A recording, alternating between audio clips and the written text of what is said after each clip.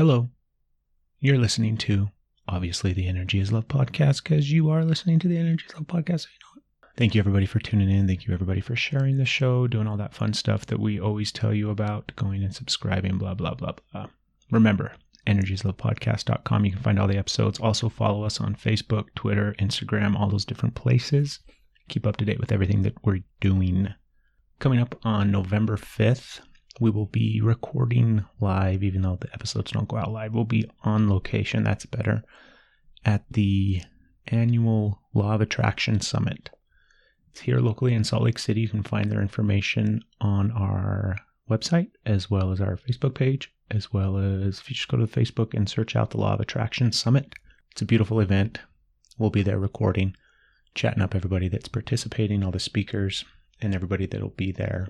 So if you live in the area, please come out and bask in all the wonderful energy and be on the podcast. We always like meeting the listeners, and it's a wonderful opportunity for you to come and be on the show. So remember, November 5th, the Law of Attraction Summit. This episode of the podcast is brought to you by one of our wonderful, amazing sponsors, As Above, So Below, located in Roy, Utah.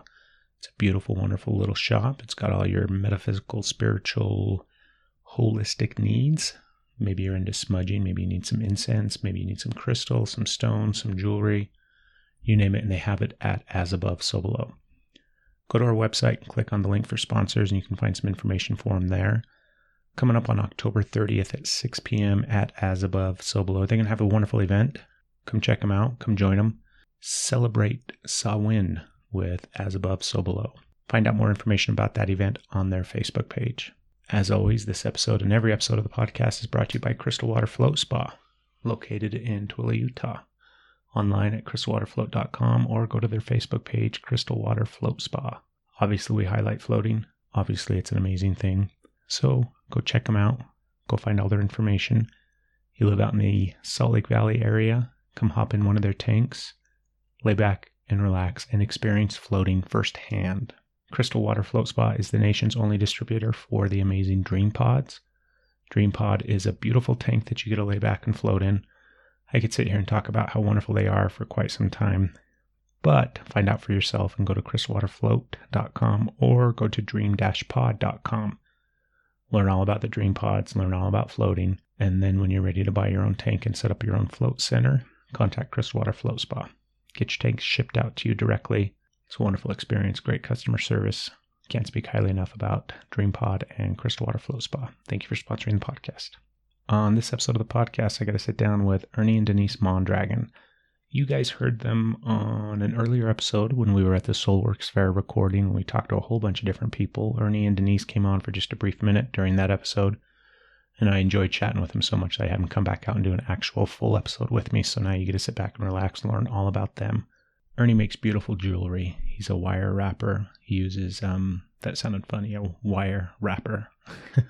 He wraps up crystals and stones and wire and all these beautiful designs and intricate. I can't speak highly enough about his jewelry. I've actually got several pieces of it. So he was a wonderful guest. Obviously, his wife's an amazing practitioner of energy, and she works a lot with angels and intuitively connecting to a whole bunch of different things. And so they're a beautiful couple. It was a wonderful interview. You guys are going to learn a lot, as always, with the Energy is Love podcast, the podcast for the universe. You learn, you enjoy. Hopefully we expand your mind, raise your vibration, all that wonderful stuff. So sit back and enjoy this episode with my wonderful guests, Ernie and Denise Mondragon, on the podcast for the universe. Here we go. You're listening to the Energy is Love podcast. Energy is love. The Energy is the Love podcast. The Energy is Love podcast. Energy is love. The Energy is Love podcast. The podcast for the universe. The Energy is Love podcast. Thank you so much, guys. Here we are Absolutely. again. I'm really, really happy to have you guys on the podcast once again. And I was thinking back before we started, I don't remember what episode it was that we did the whole Soulworks thing and everything like that, but it was a few episodes ago, and you guys were so awesome on that episode, and that's why I wanted to have you come back out. Thank Awesome. you for having us again. Yep. We are excited. Yeah. Great. Yes. One of the things that kind of sucks is we've tried to set this episode up for a little bit, try to get you guys to come out and record, and life gets in the way. So that's kind of the first thing I want to talk about, because I think so many times we're going to get into a bunch of different stuff, but we're all spiritual in a sense. We're all connected. Us more so, I guess, in a way, or more aware of it in a way, simply because of the things that we do and the way that we work with energy. But obviously everybody is. But speak on it if you guys can, because your life has been kind of hectic and crazy lately with a bunch of different things. Right. How in the hell do you guys balance all that? Because I feel like, me personally, when life starts getting in the way, then it's kind of hard to stay grounded. It's kind of hard to stay connected, and it's kind of hard to see through the weeds of everything. Ernie. He's the answer. He's the answer. I'm one of those type A perfectionists. Perfectionist doesn't exist. And I'm the little more high-strung one. The little one who gets unbalanced more, should we say. Yeah. He has this spot in his heart of unconditional love, patience, no judgment. So he's the one that can bring me back and say, hey, let me give you a hug. Let me give you a kiss. Let me spray you with a cleanse. Let me sage you. And that is the key for us, is a relationship where one of the other can balance us out. And I think, like we said, he handles things differently. We call him the boat in the ocean that just goes with the flow. So that's my answer on when life gets hectic. Yeah. I think sometimes when we do this work, we tend to give to our client. We tend to be there for the client. We tend to give everything we can to the client. And we have to remember when we get home to do our cleansing, our clearing, whatever, my bubble bath, whatever's going to help me. Yeah. First thing I ask her when she walks in the door, have you cleansed yet? Or are you going to cleanse, of course? But yeah, I mean, the most important part to me is to make sure that she's, and both of us at that point are on a level plane when it comes down to it. And, you know, rocky roads, whatever the case may be at that point, or, you know, just in general, it's important that you keep a level head. And at the same point, though, make sure that, I think my thing is I want to make sure that we're in a happy place. If you keep that, it actually changes our relationship. It keeps us in a whole, which is important. I mean, that's what I feel that really helps bring us to become one, so to speak. Because sometimes she'll go off on a journey of different, and I'll go off on some journeys that are different. But in all reality, once it's all done and said, we still go back to us. And that's what's important. Come back to that center I point. call it the energy connection, too. Right.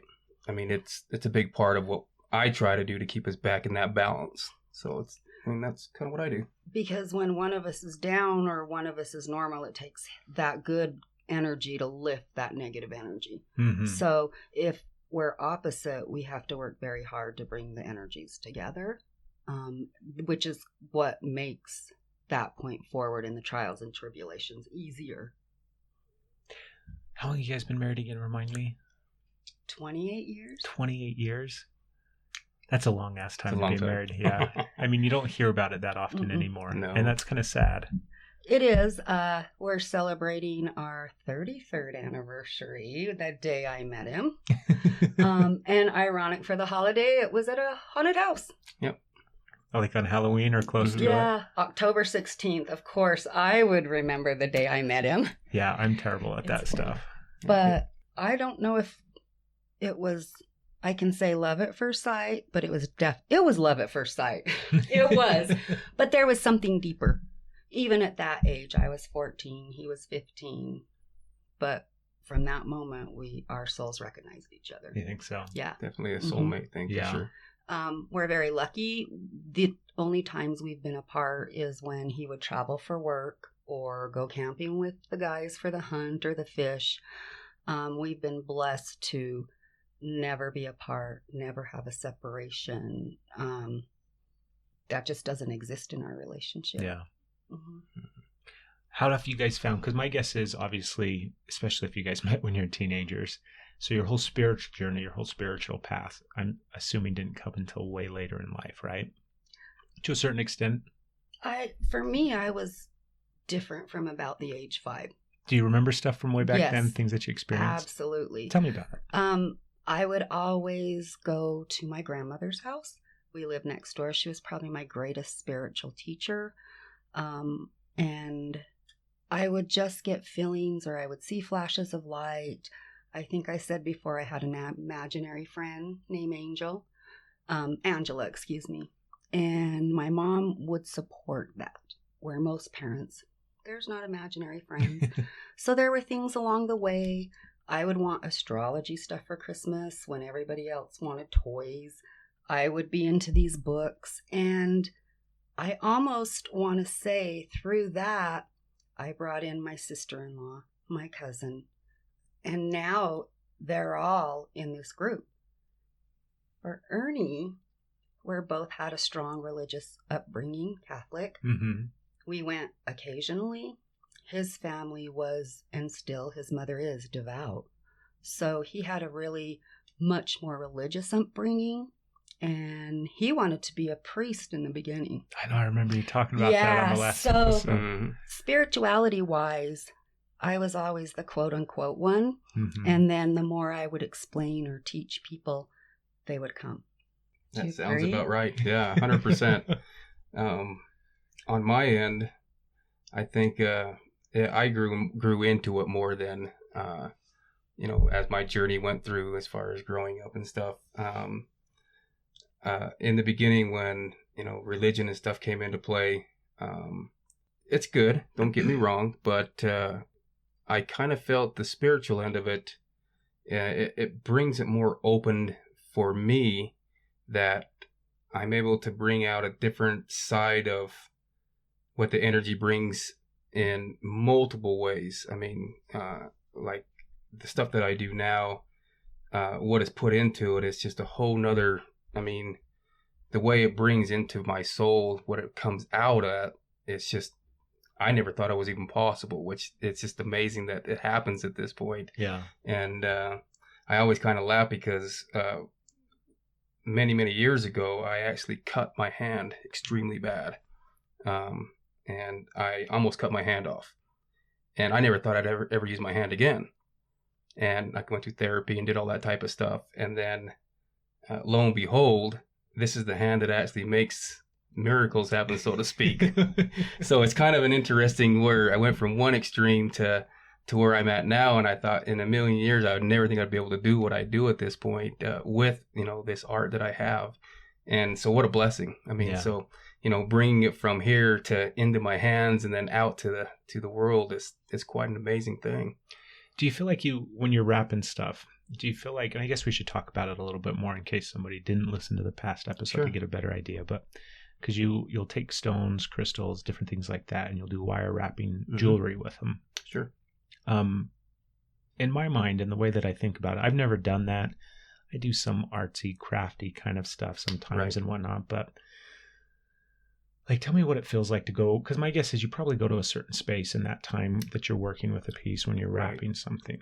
Like, what's the connection? What does it feel like? All that kind of stuff. Yeah, what happens is a lot of times as I'm going through the motions and trying to figure out what's best for that particular item, I'm going to say item because it necessarily can be stones. It could be, I've wrapped all kinds of different things, and not necessarily always stones, but it's always something that means something to somebody a lot at that point. And as I'm wrapping it, or, at that case, it seems that from deep down inside, I start to either feel overwhelmed. I can be sad for a few minutes. I can be very, very happy. Most of the time, it's usually a good thing. It's never usually bad at that point. But it's interesting where these feelings go through that stone as I'm doing it. And I've had a couple of plate times where it's just, I'm sorry, this stone is not meant to be wrapped, and I give it back to them. They kind of look at me a little weird at first, of course, and they're like, well, come on, what are you doing here, But, sometimes deep down inside, or as I'm going through the motions through it, it tells me that either one, it's not meant to be, or it comes out and it just becomes this beautiful thing. And it's just something it's deep down in my gut. And as it comes out, it just becomes what it is. Yeah. It's just quite amazing. Masterpiece is what I say. Tell them about what you do at the very end with that stone before you hand it off to that person and you hold it in your hand. Yeah, I always when I'm done with it, I'll hold it and I give it my own little blessing, so to speak. I give it its own feel. I always make sure that it feels good as I leave it. I always make sure that it is basically clean as I do it. I clean it to my best of my ability, of course. Mm-hmm.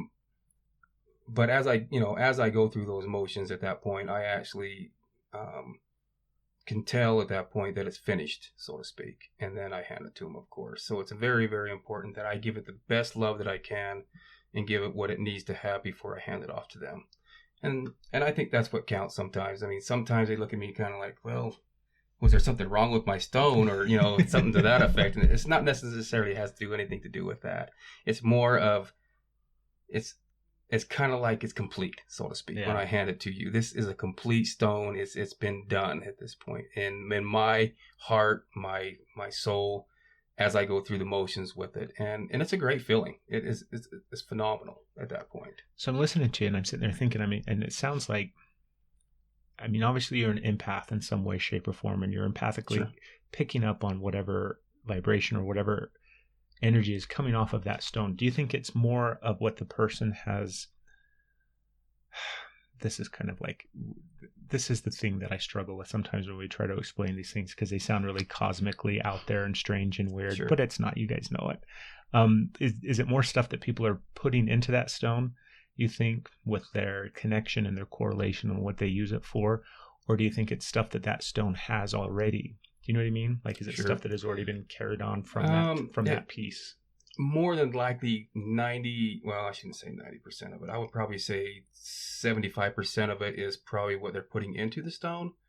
But I think a lot of it is kind of the one thing I always like to, with me personally, because I love stone so much, is you got to remember where it comes from, where it develops, how it's became what it is. And that in itself, the journey that stone has already taken before it's even in anybody's hands, that's kind of where I get some of that, and then it goes from there. And I know that sounds a little weird at that point, but it really is. I mean, if you bring something from the ocean, and I can feel that there's some kind of an ocean-related feeling to it, but at the same point, I can also take it from there and then also feel what you've done with it at that point, or if it becomes a dumping stone, or if it becomes a spiritual stone to somebody, that type of thing. I mean, I can tell almost automatically when they hand it to me what it means to them, how important this stone is to them.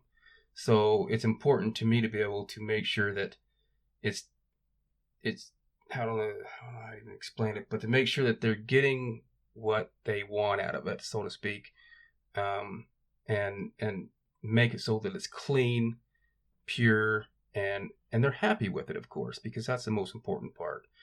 When they walk away, I would say probably 95% of the time, either one, they'll come back and have something else done because they loved it, of course, but walking away happy and feeling good about what's happened at that point. And half of it is probably going through the motions of watching me even do it at that point is pretty cool. I mean, a lot of folks are just like, I can't believe you just turned this into this. And, and everyone's different, of course. Every single stone product or whatever they bring me at that point is different, and it becomes magical to whatever it becomes at that point. And I can never make one thing the same.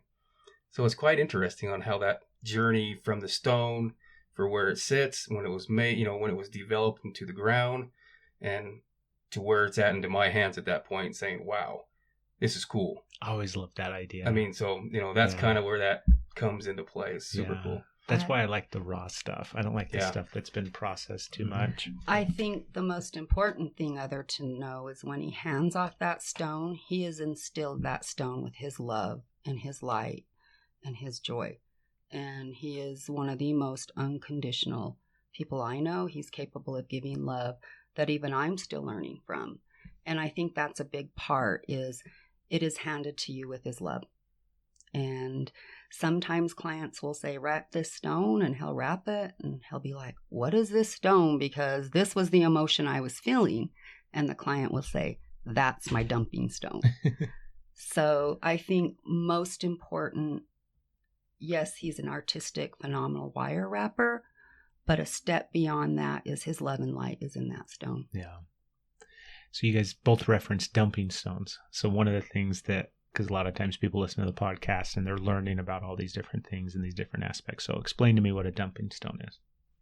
To me, for example, he wrapped a client, and every time she had sorrow or tragedies or tribulations, she would hold that stone and she'd give into that stone that pain from her heart.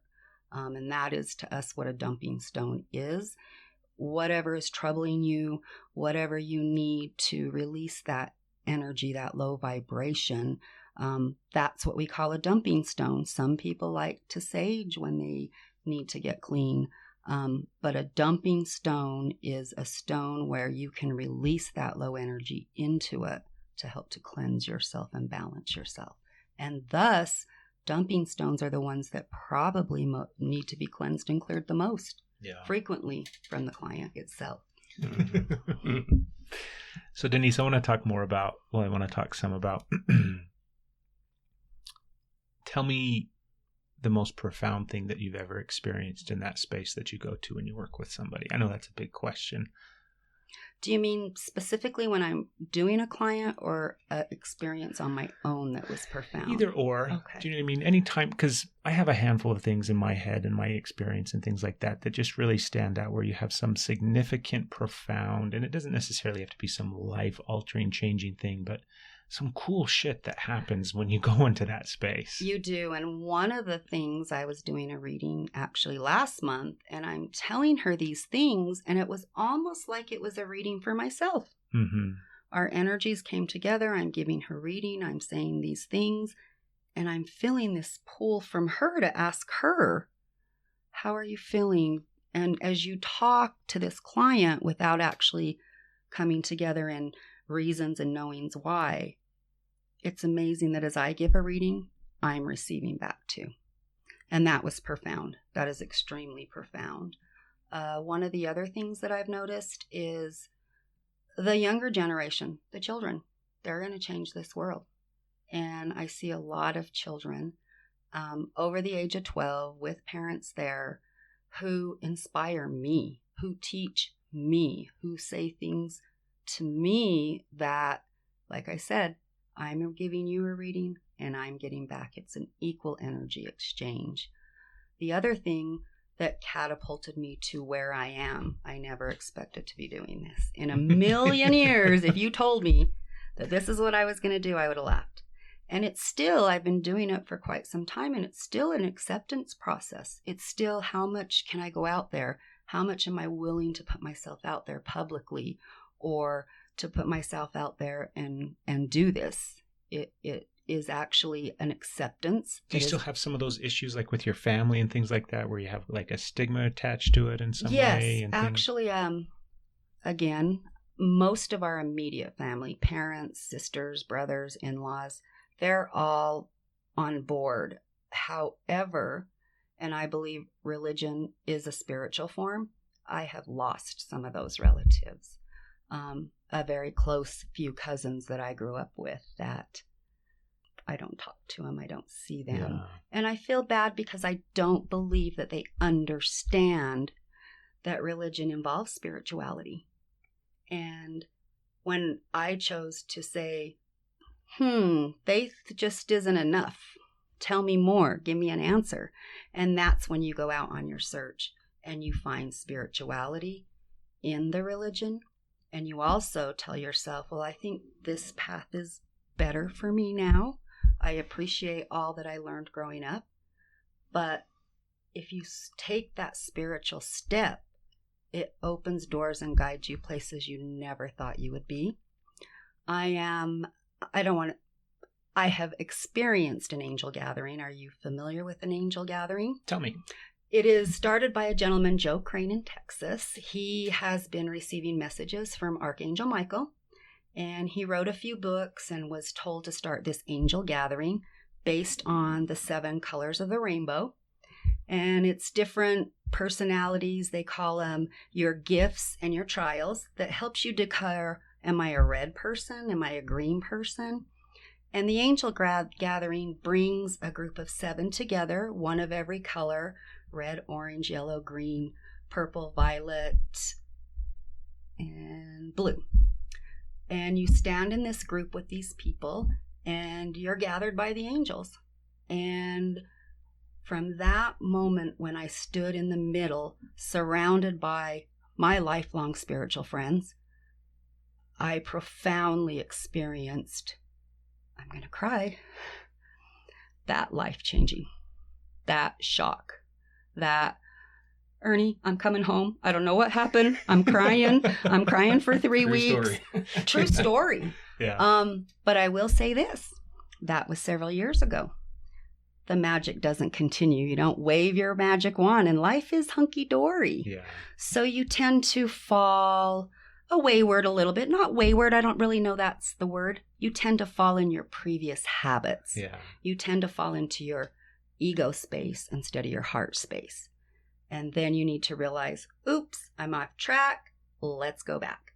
So for me, that was profound, magical things, unexplainable things. Our group all received messages.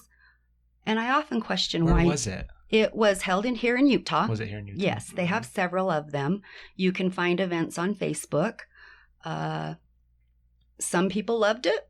Some people didn't. It's just your personal energy. It's where you're at in your spiritual growth. You will receive those gifts that you need. Mm-hmm. I will tell you that when I was in that group, that perfectionist, controlling, I was like, come on, let's go. I got this. Come on, take me on my journey. Because each person gets a center and you get to see their journey. Yeah. And I'm waiting for 5 minutes. And I'm like, this isn't going to happen to me. This is not going to happen. I'm going to get gypped. I'm not going to get that spiritual greatness. And it took me surrendering. Divine, I give it to you. Mm-hmm. I can't lead this experience. I can't know and direct it. But once I surrendered fully with an open heart, boom, you're there. Yeah. You got it. You've got to surrender to divine. See, I think that's the hardest thing in life in general. Do you know what I mean? Moving through everyday life like that, where so many times we get stuck in that controlling, where we want to direct and coordinate and plan and all these different things. And when it doesn't turn out that way, then we get frustrated. And man, that's a big challenge for me, is staying in that space of just surrender, letting go. And I tell people that is probably the most healing thing that you can do during a trial and tribulation. I'm a water person. And so when I'm having tough, sometimes I just sit in the shower and kind of surrender. Cry it out. Here's my problem. I can't carry the burden anymore. Please, divine, help me. I give it to you. Show me, lead me, I will follow. And I kid you not, the miracle of spirituality, it will get better. Whether it's immediately, the next day, or something, that surrender opens your space for divine to say, I will help you. Let me show you the way. Mm-hmm. I want to get you guys' take on something. Because it doesn't matter whether we're talking to a client or even within our own space, in our own head and things like that. So many times in life, really terrible, tragic, horrible things happen. Really difficult things. And I'm sure that you guys have had your own experiences throughout your entire relationship, throughout your, your whole life and things like that, where you'll have something that will happen that you just cannot make sense with, where you just can't find peace and acceptance in it at times. And even though you have that part of you that is the spiritual aspect that can understand the greater cosmic things and how everything is supposed to have rhyme and reason behind it, and I'm small-minded and I don't need to understand all of it at this time.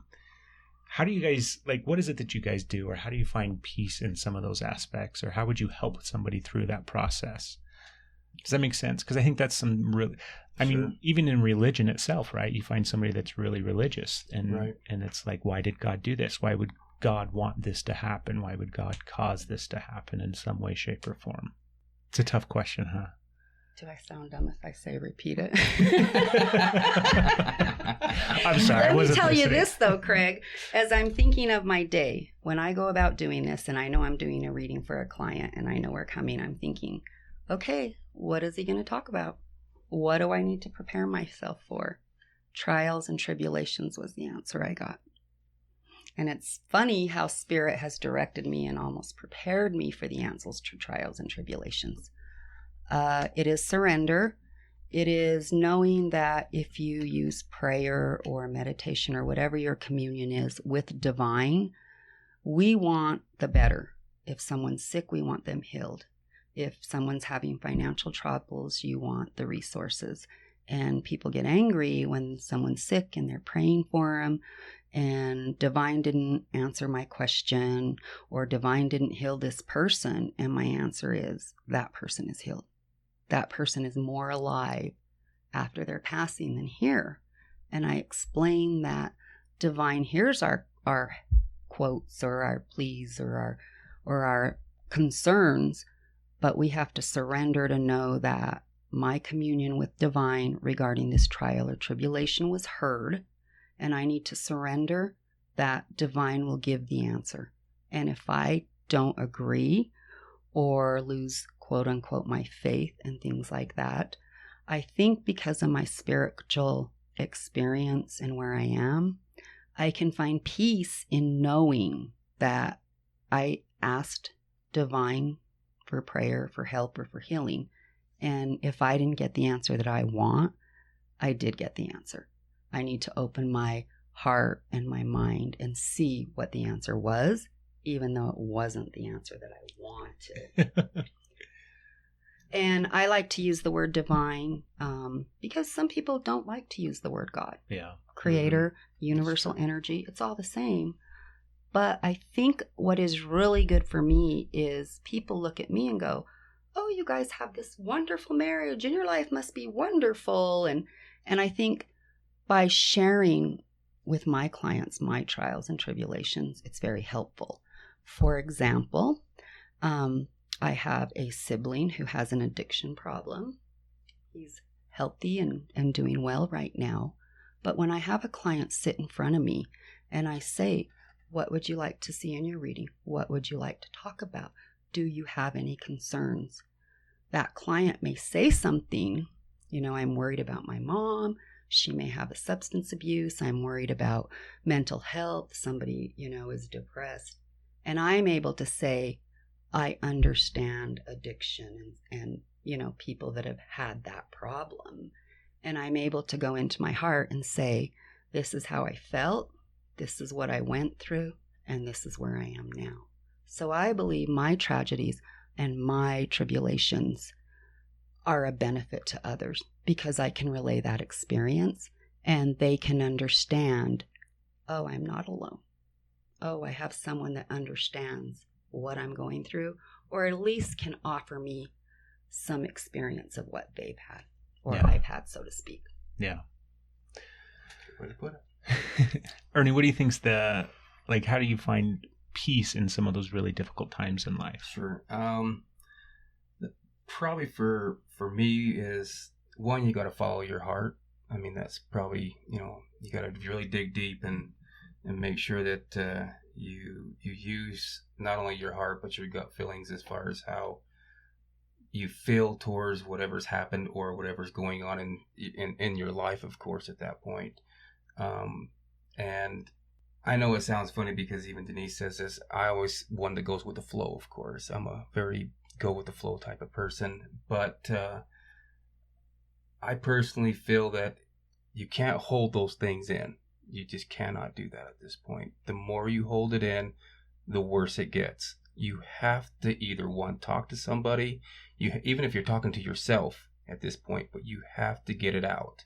If you get it out, you will feel 100% better, one. That's probably a lot of it at that point, but I think that I've always felt that if you bring something in, and if it's a good thing and you use that and bring it out, I don't know if that makes sense. It's kind of it's a yin yang sort of thing. When you get that and you can use it and turn it around, you can actually make yourself feel better, believe it or not. But it's something that's hard to do, and a lot of people don't know how to do that at that point. So when you can take it you have to express it, or you have to bring it out in order for it to end, so to speak. And not necessarily end because it necessarily may never go away, but it'll make you feel a lot better. And that's we do that all the time. And that's what's important. You have to be able to kind of reverse it, so to speak. And then when you reverse that, it makes you feel better inside. It makes you release a lot of anger, depression, whatever the case may be at that point, happiness.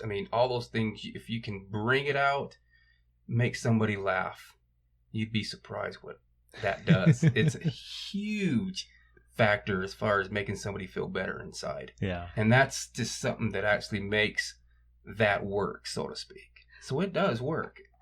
I think that you are also born with your trait.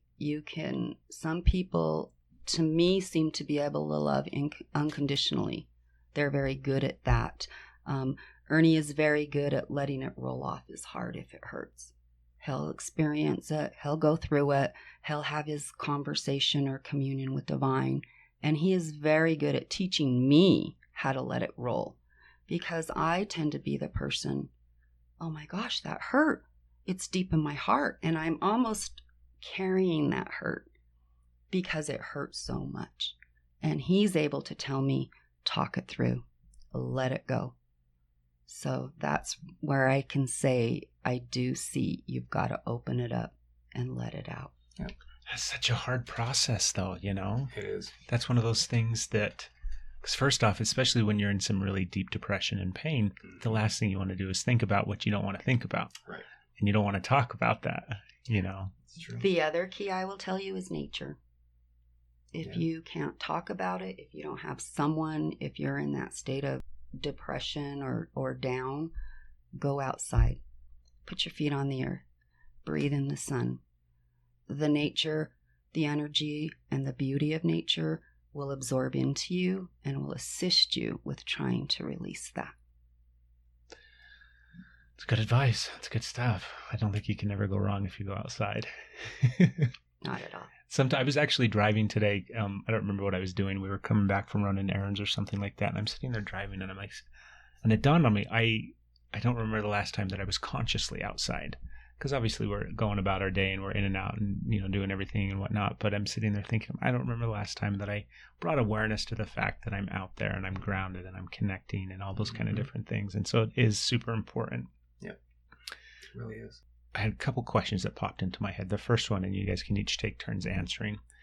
Have you ever gotten to a point within your own spirituality and within your own space where not only did you question all of it and kind of chalk it up to maybe this is just bullshit and I don't know why this is really, the experience that I'm living right now, but did it ever get to a point where you questioned it so greatly that you thought maybe and maybe you even did turn away from it in a sense for a certain amount of time? I questioned it. You're going to question it when you move to the spiritual realm and you start realizing that we're all connected and it's all energy. For me, when I had my experience, it's my truth. And I will stick to it till the day I die. But what I've noticed, I will veer off the peace and the spiritual path and they will direct me. You're not in the space where you were. You're moving off track. You need to go back here. I will give you an example. My wonderful sister-in-law, she has been the greatest supporter from the get-go. But she will tell me what happened to that Denise 4 years ago. You're down and out. You're in the dumps right now. Go back to that spot. Go back. Remember what happened to all those emotions and feelings. Go back there. You're not there. You're letting the sadness or the tragedy get to you. And so it takes for me, my husband or my sister-in-law or someone to say, let me shake you a little bit. Let me tell you it's real. Let me tell you that I believe in you. Let me tell you that what you do is right. And that's where that doubt comes in. And that's where your loved ones or your spiritual community or the people that know what we do and why we do it know that we all need help and we all need to get back on that path. So that would be where the questioning comes for me, is people saying, you're a little more ornery today. Where's the happiness? Go back there. you're forgetting that pure divine love of your experience, and not forgetting, but the tragedy and all those things, like you said, make you question. But for me, it's in my heart, it's in my soul. I recognized it at a small age. It's more of, to me, people saying, she is off her rocker, right? And accepting judgment, accepting that not everybody's going to agree and not everybody's going to understand. And for me, that's where it is. That's where it goes. What about you, Ernie? Okay, for me, let's make sure I can say this right so I'm saying the right question. One thing that I have found, and it's kind of interesting because I'm going to use my work for an example. On the spiritual end of it, because I don't necessarily, go to work and preach the spiritual end of it, of course. Yeah. But what I've found is as I go through my journey every day at work, it's kind of interesting because I get into this state of when a person comes up to me, I don't know how to explain it, but I am extremely happy, acknowledgeable. I'm going to say spiritual, of course, because I'm taking them to a different place, so to speak. So as that person walks up to me, or whoever that may be, I'm giving them more than just a hello, so to speak. I am giving them basically, how are you? What are you doing? I'm giving them more than just the regular, so to speak. And this is every day. And when I take that spiritual end of it, they tell me a lot of times, how can you be this happy? Or how can you not be happy, or so to speak? And more that I've found that when I do this, and it's not really even a doing thing, it's more of what I am, so to speak. It's amazing what happens at that point, because a person can walk in and they could be having the worst day of their lives, just had whatever at this point. But I can turn around and I can speak to that person in a spiritual way, in my spiritual way, of how are you doing? Are you having a good day? Or, I bring this certain element to their being at that point that makes them, as they walk away, say, wow, what just happened? I feel better as I walk away. So to me, that's kind of where I take it to a different level, so to speak. And that's through everyday life, of course, also. But that's just kind of an example of where I can take, no matter what the situation is, and I'm always free going, very happy, don't judge. And it's amazing how that reflects on people. And I know that, I don't know if that really answers the question that you're asking at that point, but I think it's interesting to share that as you go through life, try to remember that what you reflect on people, it makes a big difference, so to speak. And it really does. The little things you don't think about as far as, how was your day, or, have a good day, or, I'm glad things are going well, or, just the little phrases. And, I used to always get teased because I would say, have a great day after every customer that I dealt with. Have a great day. Or I'd always say it kind of like, have a great day, like that, and they'd always say, man, you can't be happy like that all the time. I'm like, no, I really am, So it's kind of funny that, as you bring out that spiritual end of it on that side, it actually grows on people. It's just quite amazing how that becomes more of just, I don't know even how to explain it, but it really does work. It's quite amazing. I'll add an example to that. Well, I want to ask you first. Okay. So listening to him, I want you, because I'm sitting there thinking, I'm like, that not only, you're an amazing guy and that's a wonderful thing, but energetically, what do you think he's doing in that experience, or in that aspect? You know Unconditional love, non-judgment, loving everyone, no matter who you are, what you've done, no matter how you may or may not have hurt him. It is an open heart, unconditional love, non-judgment, and forgiveness. And the way I know that is we've been together. I've had immediate family members that have caused a lot of pain in my heart that I tend to carry, and I will ask him, you've been with this, you've seen everything this person has done to me. How can you not be angry? How can you not have those feelings that I'm having? And he would say, I've stood by your side. I've seen everything that person has done to you, said. Some of it was wrong. When they hurt you, it was wrong. But that doesn't make me stop loving that person. That doesn't make me stop seeing the person who hurt you as a loving spiritual being. And that was extremely profound for me because I wanted to justify the pain. Yeah. I wanted to carry the pain. I wanted to have someone to blame for all the pain. And he's that person that can say, you needed to experience that lesson to grow, to be able to help others. But he has been the one, and that was the example. He said word for word, I've been there for you. I've seen it. I know some things were wrong, but I don't allow it to bring me down. I don't allow it to not forgive them. I don't allow it to stop loving them. And that was extremely profound and very healing, very starting those steps to see how he sees that person. And I can see that person and go, oh, wow, my heart hurts and this and this and that. And he just opened it up and said, so what? So what? Love him. Love him. What do you mean love him? No, you got to love him. I think when someone's hurting you, they're hurting.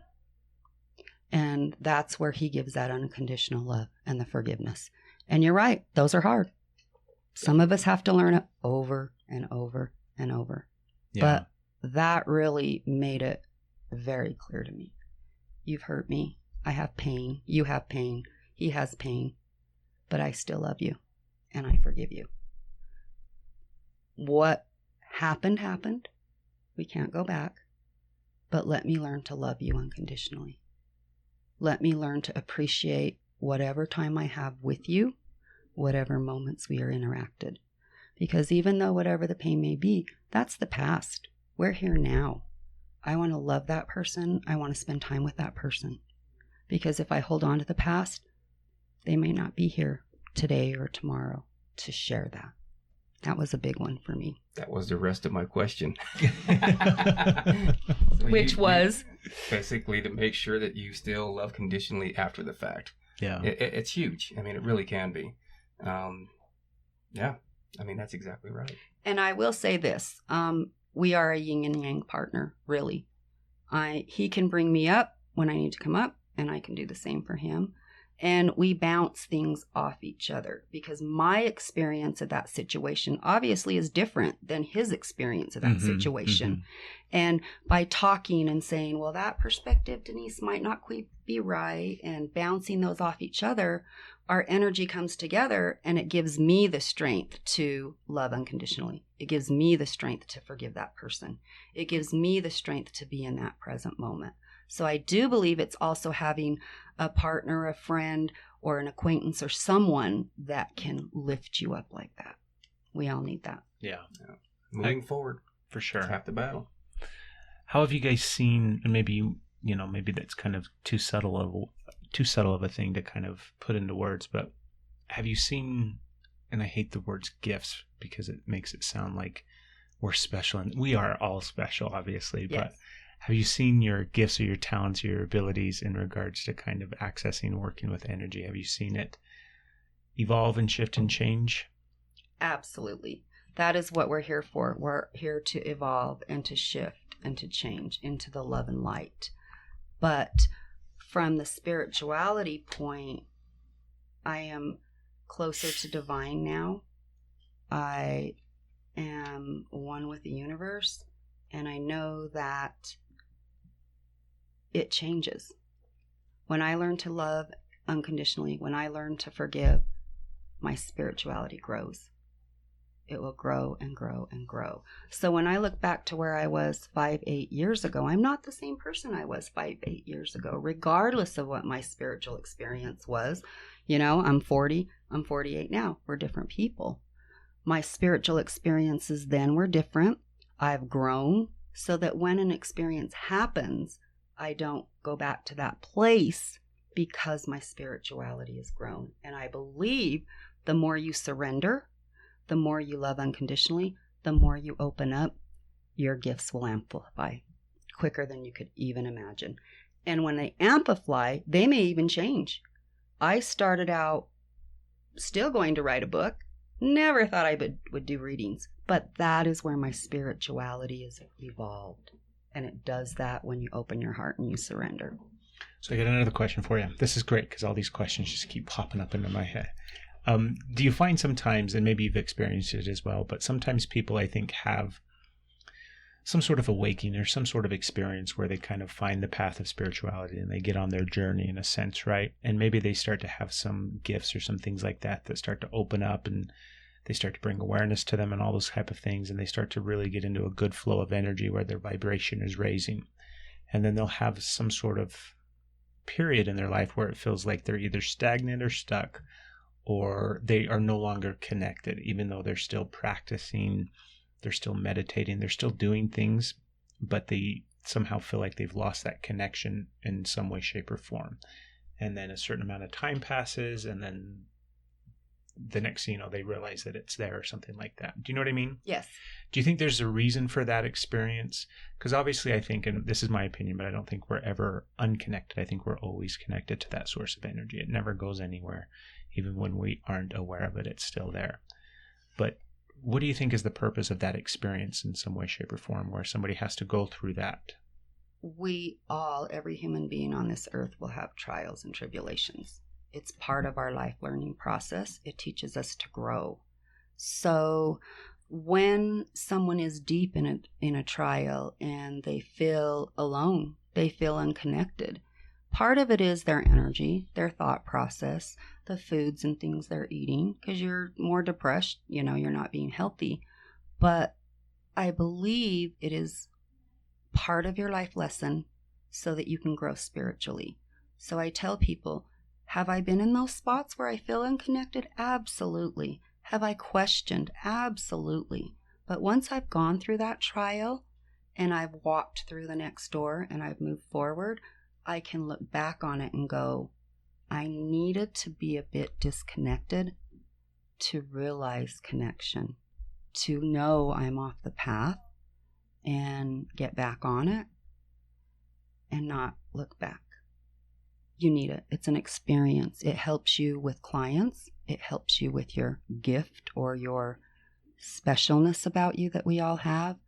But I don't think that there's, in my opinion, one person in this work that we do that hasn't been in that spot of disconnection. Yeah. I almost think it's an experience that us empaths or intuitives or people that do this work, almost like divine kind of puts us in that to grow. Because like I said, I have to go through that to be able to help my client. That experience, whether I recognize it now that I went through, I'm going to pull up that experience one day and I'm going to help a client by relaying that experience, by telling that client, I was disconnected. Don't lose hope. We all go through it. So yes, it is part of life for us, I believe. Mm-hmm. Ernie? Part of it for me is first you have to remember that everybody's going to fall into the disbelief without a doubt. At first you're going to be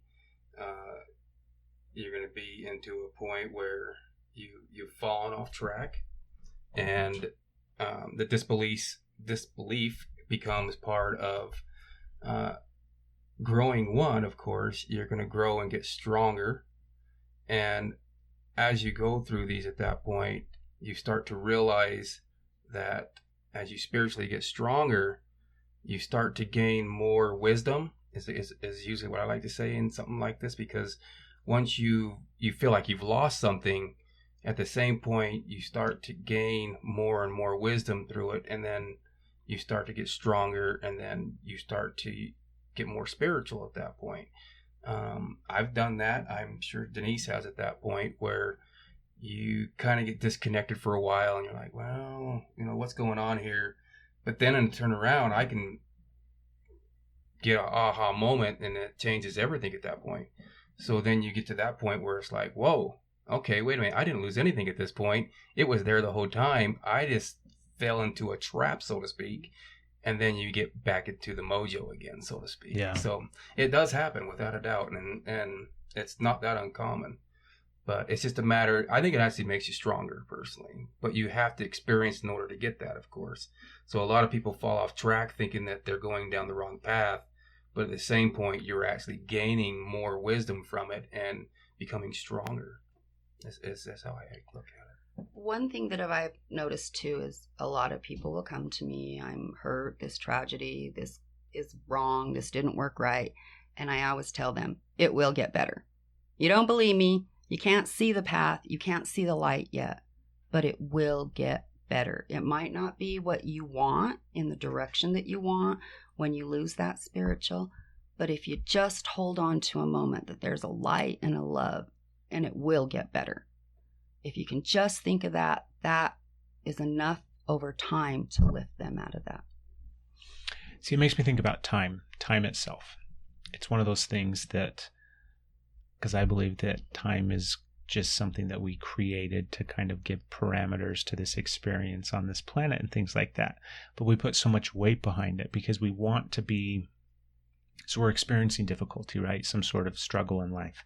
And we can see that it's just a matter of time until we'll come out of it, or a matter of time until I'll realign and my vibration will fire back up and I'll be reconnected and all that kind of stuff. And time weighs so heavy on our mind, like we want it now, right? Or it's okay, I can bear this burden, I can go through this struggle as long as it's just a short amount of time. And then we always ask ourselves, it's like, okay, it's been quite some time that I've been suffering through all of this stuff, and I'm ready for it to end. And that whole concept of time, it just kind of boggles my mind. Do you know what I mean? Because we get lost in it, where it has such weight to it in one hand, but then on the other hand, we can look at it from kind of this spiritual connected source of realizing that, even the time that we're here on this planet, however long our lifespan is such a blink of an eye, such an insignificant amount of time. Time, I believe, I agree. It's a human concept. It's something that humans have created in that it's required. Everything's on time. We run on time. Well, time is infinite. Time is just a number, so to speak. Yeah. If you look at life through time, I should be over this. I had this tragedy. It's been a year. I should be over it. Well, you're looking at it in a time frame, which isn't the way the universe works. You need to look at it as whether it was a year or 2 years. Time, my human nature made me attach a time frame to it. My human nature said, well, it's been a year, it should be over. So when you go from, I like to call it the brain, when you're thinking from the brain, the time should end. If you go back to your heart space, the time is irrelevant. And the more you open, the more you give unconditional love, the more you forget about time. And suddenly time is, I'm all better. It's a year later, it's a year and a half. And I kind of think in the back of my mind, if you would have thought about not time and not controlling the time, it could have been better 3 months ago. So I think as a human, we on this earth need time. And it's not the way it is in the spiritual realm. Time is a blink of an eye, so to speak. Yeah. That whole thing where it's past, present, future, all that just disappears. And I think part of the time is the present. If you need to put a time frame on it, the only time we have is this moment right now. It's gone. Mm-hmm. What I just said is gone. There's no, if I want to say, oh, I said those words 5 minutes ago, well, it's irrelevant because that time in our human nature is gone. So that present moment, and I'm talking a moment, is the only thing that is untimable, so to speak. Yeah. That's important. It's one of those things that, we talk to people about it all the time, the importance of mindfulness and just being present in the moments and things like that. If you guys could give somebody one kind of tip or trick or something like that, a technique where they could incorporate mindfulness into their everyday life. So they're going to work on being more present and more aware and, you know, bringing consciousness to that space. What would be one kind of tip? I'll go. Go ahead and My little You gotta 5-year-old, give her any time to my think. little 5-year-old Aiden, you know, my children and little kids that come to me, they've been brought up in this since the day they met me. And he goes along with me. He's 5 years old, and he'll turn to me and say, Aunt Dee Dee, just breathe. And I'm mad and I'm fired up, and he'll say it again, Aunt Dee Dee, just breathe. That's the tip. Stop. Take a deep breath in. Inhale divine love. Exhale your stress. Exhale that energy. So me, the tip is breathing. And I teach 99% of my clients this breathing technique because when we're stressed, we don't breathe deeply. Everything is tense and tight. And if you just inhale and exhale. So I'll share with you my breathing technique. I like to tell people, take your hand and imagine the most beautiful bouquet of flowers and how beautiful they smell. And I need you to inhale as deeply as possible all that beauty, the beautiful smell, and the love. Inhale it. So you inhale deeply, and then I tell people, imagine a birthday cake with all your candles on it. You need to blow them all out so your wish comes true. So you inhale divine love and light through the flowers. You exhale deeply and blow, and exhale the stress. Exhale the sadness. And I tell people do that 3 times. Inhale the flowers, blow out the candles. Inhale divine love, blow out your stress. 3 times, simple. I tell people, don't hyperventilate. Do it slowly. But that is a technique that I do teach people how to get back there. Yeah. Breath work. It's good. Mm-hmm. Without a doubt. Probably for me is going to be follow your heart, of course. That's probably almost an automatic for me. And smile, believe it or not. I mean, you'd be surprised what that does. And just try to be happy. I mean, if you can be happy and try those few things, you'll see a change without a doubt. I mean, if you can do those things, it definitely makes a difference. Yeah. But for someone like me who's different, obviously we're all different, I look at him and go, how can you do that?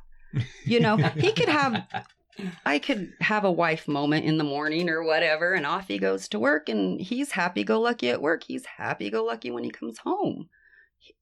People have that ability, I believe, more than others, because he's here to teach me that ability. He has that natural gift to teach me to calm, to breathe.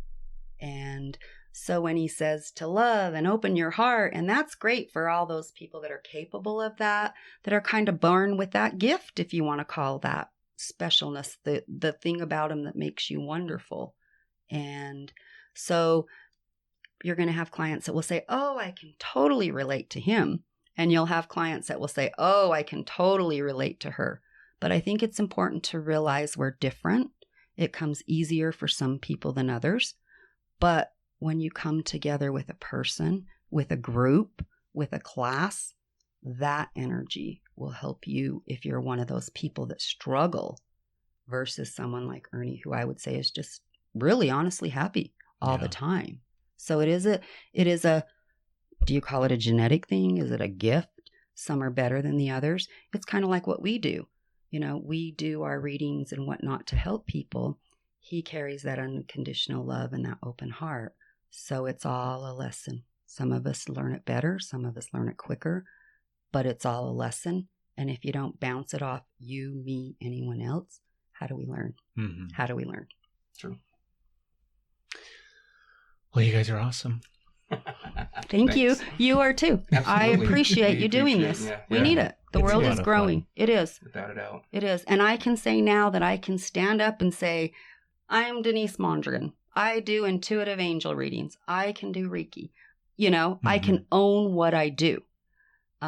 Because in the beginning, it was like, if I say what I do, people are really going to think I'm crazy. Kind of what we talked about earlier. Yeah. And it takes time and it takes support. to make one baby step forward. Don't expect your gift to suddenly blow up and I'm full-fledged and this is how it is. It really is baby steps to get to the point where I am now. And I know you can like me, you can not like me, you can think I'm crazy, you cannot think I'm crazy. But it takes time to own that gift and be at peace with it and not worry about others' judgment because I'm learning not to judge. Mm-hmm. Good point. Very true. I got one more question for you guys. This is, just regular run-of-the-mill everyday life advice since you guys have been married for 28 years. That's a wonderful thing. So give me some advice for people as far as how do you stay married for 28 years and keep it in such a way where you guys still love each other the same or even more so? Physical touch. Physical touch.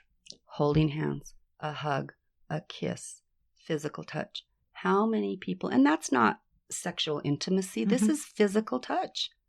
We touch every day. There are couples that go through life and the husband's working 8 hours and the wife's got 9 kids and it's 10 o'clock at night and they pass each other and one goes to bed and doesn't give the other one a good night kiss. To me, it is physical touch that keeps our energy connected, and that physical touch makes us a team. Yeah. Mm-hmm. So as long as we're a team, as long as we're together, I believe that is part of it's physical touch. And let me give you an example. I have a cousin and her husband just moved here from Portland. We hug in our family. You come in my door, I don't care who you are. I might invade your space, but we're huggers. And my cousin said, every time we come in, you hug me. And every time we leave, you hug me. That's weird. I don't think I've had a hug in 5 years. She said that. Yeah. And I'm like, humans, we need physical touch. Mm-hmm. So that is number one. And number two is I've learned if you're in the argument or you're having a disagreement, that moment could end. That person's life could end at any moment. So how long do you want to stay in the argument? How long do you want to stay angry? And it clicks to me and says, I need to get back into that loving mode. Because if I'm not in that, if I can't switch back to our connection and our love, what if I was in an angry space and something happened? So those would be my two things. Those are pretty good ones. I don't know if you'll be able to top that. I don't know. I don't think I can either. For me, it would probably be... let's see. Why I got to think about that. Let me say this. How have you put it up with me for 33 years? That'll answer your question. No, conditional love, of course, is an automatic at that point. I love Denise more than anything in this world.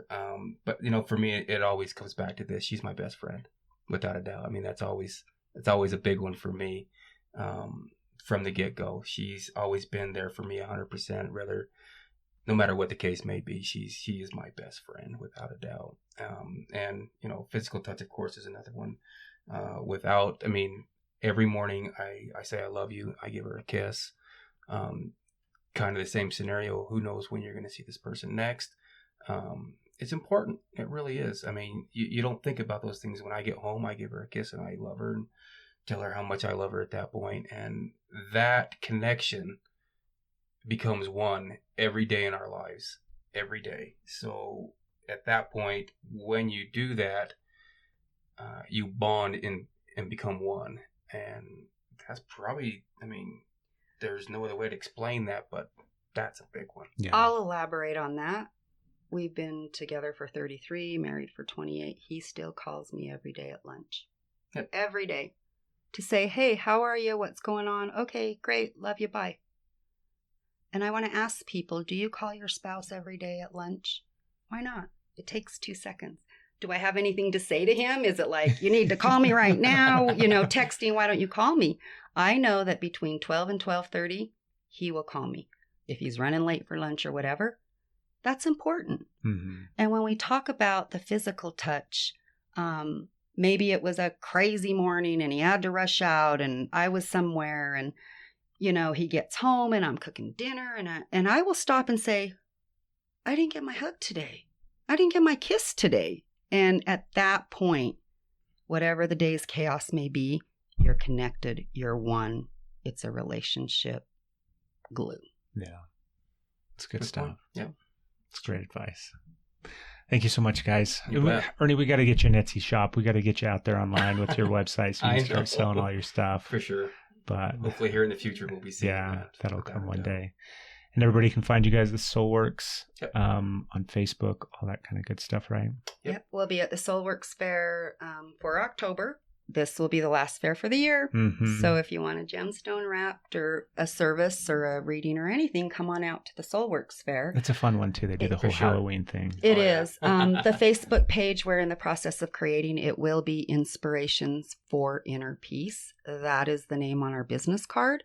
And we're actually in the process. We've started that. We're adding pictures. We're putting the bio in. So that's something to look forward to, is the Facebook page will be Inspirations for Inner Peace. We're looking for a domain name that will support that. And as soon as we get that part finished, we're good to go. Excellent. Well, thank you so much, guys. Absolutely. Thank you. Yes. Everybody go out and have a beautiful, wonderful day. It's a damn inspiring episode, so I don't know how you couldn't. Thank you for having us. You bet. I'm giving you a reading, and I'm getting back. It's an equal energy exchange. If you take that spiritual step, it opens doors and guides you places you never thought you would be. You've got to surrender to divine. You got to remember where it comes from, where it develops, how it became what it is.